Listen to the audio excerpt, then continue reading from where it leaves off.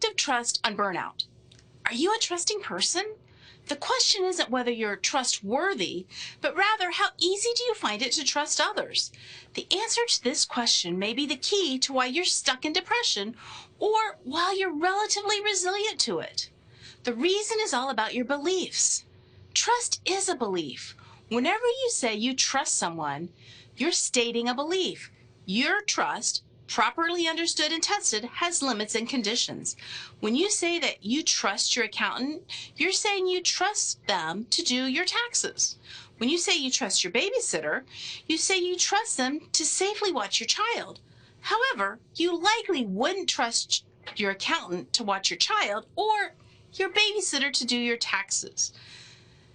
Does your belief mean your accountant can't make a mistake? Of course not. However, trusting your accountant is a simplification.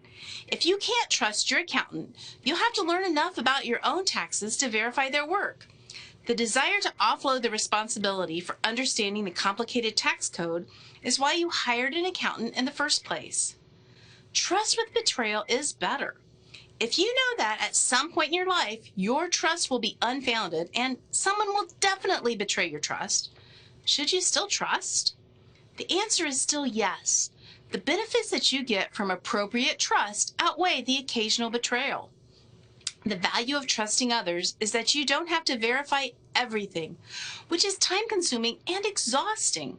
Certainly, if you've recently been betrayed, it's hard to accept that you should have trusted in the first place.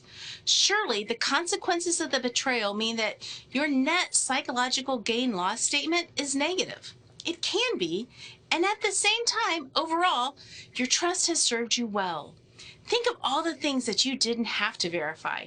How many meals at restaurants did you not have to prepare? How many airplane flights ended successfully without you having to fly the plane?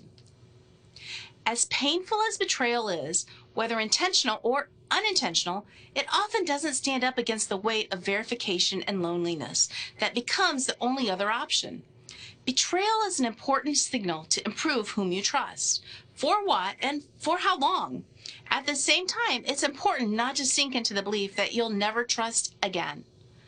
Trust that it can get better. Burnout is only developed or sustained when there's a belief that things will not get better. Burnout says that nothing you do matters because you don't have control or influence over the outcomes. However, the alternative view, that the current situation is temporary and things inevitably will get better, can immunize you from being infected by burnout. The belief, the trust, that things will get better means whatever negative you're enduring today, including a betrayal, is brief and temporary. Trust touches everything. If you're struggling to develop positive beliefs, you can start with beliefs that are easy. You can believe in gravity or that the sun will rise in the east tomorrow. For most people, these are certainties that are easy to believe in.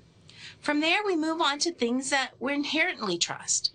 While this varies from individual backgrounds, you may believe your parents will always love you, your friends will always accept you for who you are, and you'll always land on your feet.